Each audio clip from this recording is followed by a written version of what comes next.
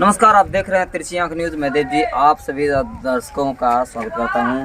बात करें पंचायती चुनाव में तो लगातार उम्मीदवार जनताओं के पास वोट की उम्मीद को लेकर लगातार जनसंपर्क अभियान में छिड़े हुए हैं। इसी क्रम में हम अलौली प्रखंड के बहादुरपुर पंचायत में आ चुके हैं और यहाँ के जो मुखिया उम्मीदवार हैं वो चंदा देवी हैं और यहाँ के जो प्रतिनिधि हैं उनके साथ नवीन जी हैं। इनसे खास जुड़ते हैं और वार्तालाप करते हैं कि जनताओं के पास जाने के बाद इन्हें जन समर्थन किस प्रकार से मिल रहा है, जनताओं का क्या अपेक्षा रहा है और प्रतिनिधि यानी निवर्तमान में जो भी मुखिया प्रतिनिधि उन्होंने क्षेत्र में कितना विकास किया, कितनी बदहाली रही, क्या क्या समस्या रहा, लोग किस प्रकार से इनकी ओर देखते हैं। तो सीधे जुड़ते हैं मुखिया उम्मीदवार व प्रतिनिधि नवीन जी से और जानेंगे।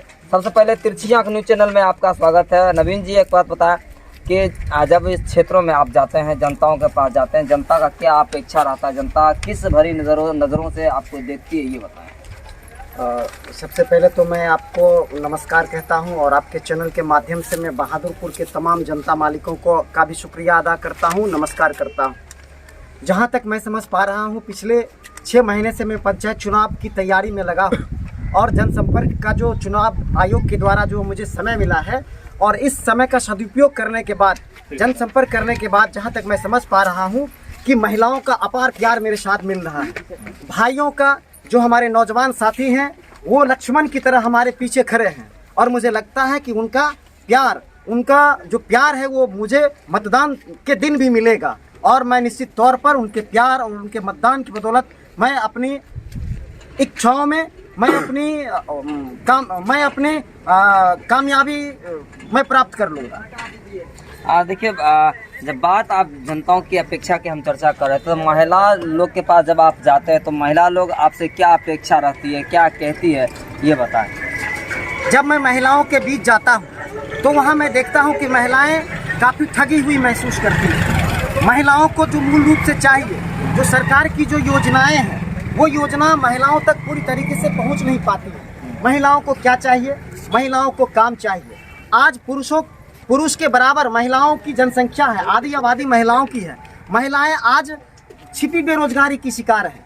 फसल का लगाने का समय आता है तो महिलाओं को रोजगार मिलता है, फसल का सीजन ऑफ महिलाएं घर में बैठी रहती हैं। तो मैं उन महिलाओं से, मैं आपके चैनल के माध्यम से भी मैं अपील करता हूं और जो महिलाओं से जो मैं कहता हूं कि अगर मुझे प्रतिनिधित्व करने का बहादुरपुर पंचायत का मौका मिलेगा तो महिलाओं को मैं स्वरोजगार का प्रशिक्षण दूंगा। अचार बनाने का तरीका, मुरब्बा बनाने का तरीका, सिलाई प्रशिक्षण और ब्यूटी पार्लर, इन तमाम चीज़ों के साथ साथ मैं महिलाओं के लिए विशेष तौर पर महिलाओं चूँकि जो घर से जुड़ी हुई होती है तो उनके लिए मैं स्वच्छता बनवाने का काम करूँगा और बाहर सोच सरकार का जो सुझाव है, सरकार का जो एक प्रकार से संकल्प है कि महिलाएं बाहर शौच के लिए नहीं जाए। आज भी कुछ महिलाएं ऐसे हैं जिन्हें शौचालय नहीं मिला है। मैं उन तमाम चीज़ों को करूंगा ताकि महिला एकजुट होकर के अभी नहीं, आगे आने वाले भी समय में भी हमारे साथ मुस्तैदी से खड़ा रह पाएगी। क्षेत्र में बात करें अगर विकास में, जैसे रोड नाला हो गया, इंदिरा आवास हो गया, शौचालय हो गया, वृद्धा पेंशन हो गया, कबीर अंत्येष्टि योजना के माध्यम से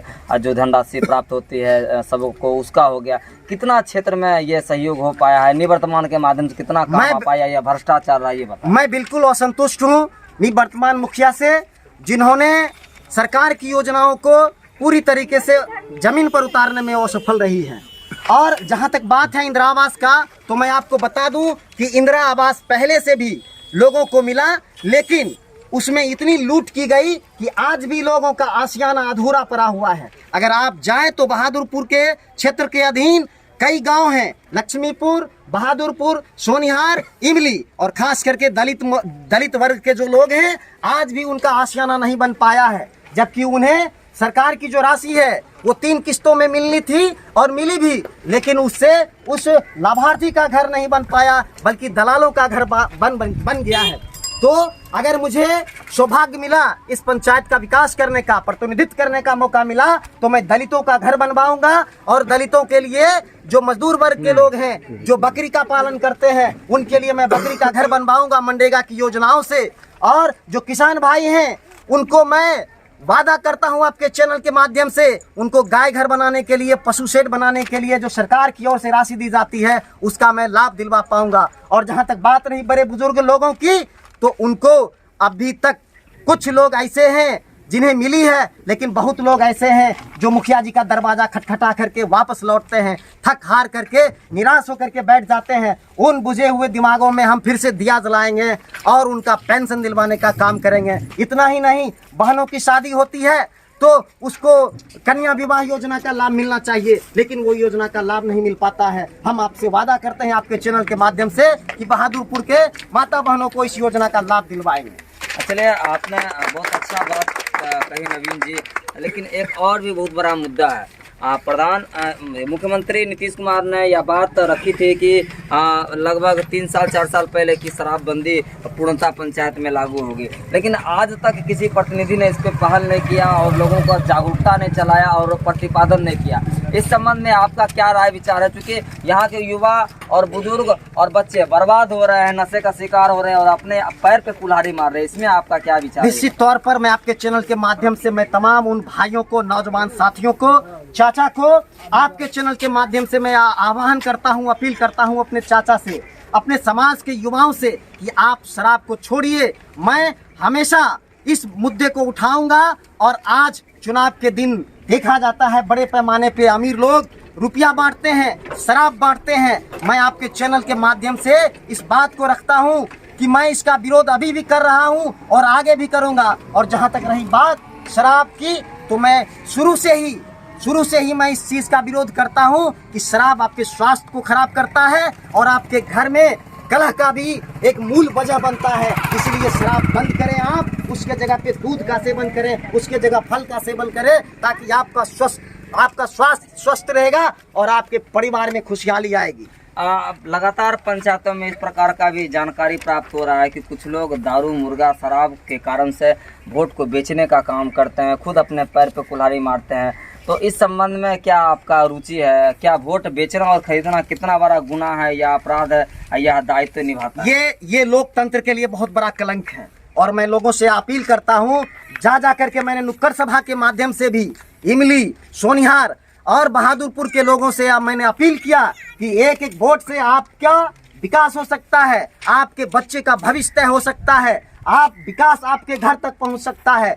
वोट बेचने से आपकी तकदीर नहीं बदल सकती है, लेकिन अगर आप एक एक वोट बेहतर और अच्छे उम्मीदवार को जब देंगे तो उससे आपके घर तक खुशहाली आएगी, आपके बच्चे का भविष्य बनेगा, आपकी उन्नति होगी। निश्चित तौर पर जनता इस बात से, हमारी बात से संतुष्ट भी है और इस बार जनता वोट पैसों पर नहीं, शराब पर नहीं, नोट पर नहीं देने के लिए जा रही है। चलिए, आपका क्या चुनाव चिन्ह है? मेरा चुनाव चिन्ह फूल छाप है, क्रमांक संख्या 5। ज़्यादा से ज़्यादा मत देने के लिए वोटरों को, महिलाओं को, बुजुर्गों को क्या कहना चाहेंगे? मैं निश्चित तौर पर ये कहना चाहूँगा कि आप बेझिझक, बिना किसी दबाव में, स्वतंत्र, निर्भीक होकर के आप मतदान कीजिए, ताकि आगे आने वाले कल में जब आप एक बेहतर उम्मीदवार को चुनेंगे तो उससे आपका भी सर्वांगीण विकास हो सकेगा, समाज का विकास होगा। जब तक गांव का विकास नहीं होता है, देश का विकास नहीं होगा और देश का विकास तभी होगा जब समाज के अंतिम पीढ़ी, अंतिम पंक्तियों में बैठे हुए लोगों का विकास होगा, तभी देश का भी विकास हो पाएगा। चलिए, धन्यवाद। अभी हमारे साथ चंदा देवी हैं, इनसे भी हम थोड़ा सा जानने का प्रयास करेंगे क्योंकि ये मुखिया उम्मीदवार है। आपका क्या नाम हुआ? जी, चंदा कुमारी। किस पद के लिए, किस पंचायत से खड़े हैं? बहादुरपुर पंचायत से मुखिया पद के लिए।